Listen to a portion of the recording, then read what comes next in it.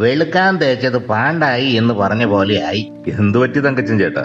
എന്റെ ഒരു ബന്ധു ഇന്നലെ ആക്സിഡന്റിൽ പെട്ടു. കാർ അപകടമായിരുന്നു. നിങ്ങൾ പറഞ്ഞ പഴഞ്ചൊല്ലുമായിട്ട് ഇതിന് യാതൊരു ബന്ധവുമില്ലല്ലോ തങ്കച്ചൻ ചേട്ടാ. എടോ, എന്റെ ബന്ധുവും 3 സുഹൃത്തുക്കളും കൂടി ട്രിപ്പ് പോയതാ. കാറും എടുത്ത് പുറകിലായി ഇവൻ ഇരുന്നത്.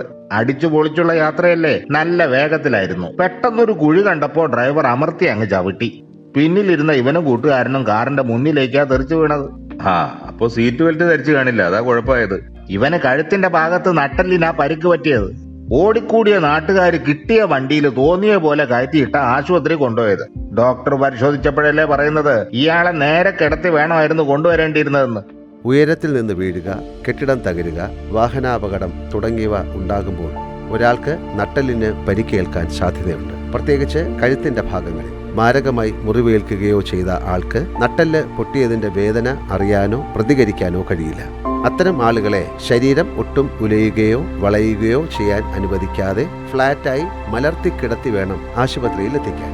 ശരീരത്തിന്റെ കൂടെ കഴുത്തും സപ്പോർട്ട് ചെയ്ത് നേരെ വെക്കാൻ ശ്രദ്ധിക്കണം. പലകയോ മറ്റു ഉലയാത്ത വസ്തുവോ വെച്ച് അതിനു മുകളിൽ കിടത്താവുന്നതാണ്. ഇവ ലഭ്യമായില്ലെങ്കിൽ രക്ഷാപ്രവർത്തകരുടെ കൈകൾ കൊണ്ട് ശരീരവും കഴുത്തും താങ്ങി പിടിക്കേണ്ടതുണ്ട്. കാരണം ചില അവസരങ്ങളിൽ നട്ടെല്ല് പൊട്ടിയാലും സ്പൈനൽ കോഡിന് തകരാറ് സംഭവിക്കണം എന്നില്ല. ആശുപത്രിയിൽ എത്തിക്കുന്നതിൽ അശാസ്ത്രീയമായ രീതി അവലംബിച്ചാൽ അത്തരമൊരു രോഗി ആജീവനാന്തം വീൽ ചെയറിലിരുന്ന് പോയേക്കാം. അത് പാടില്ല. നമ്മൾ ചെയ്യുന്ന നന്മ ആർക്കും ഉപദ്രവം ആയിക്കൂടാ. Let us change.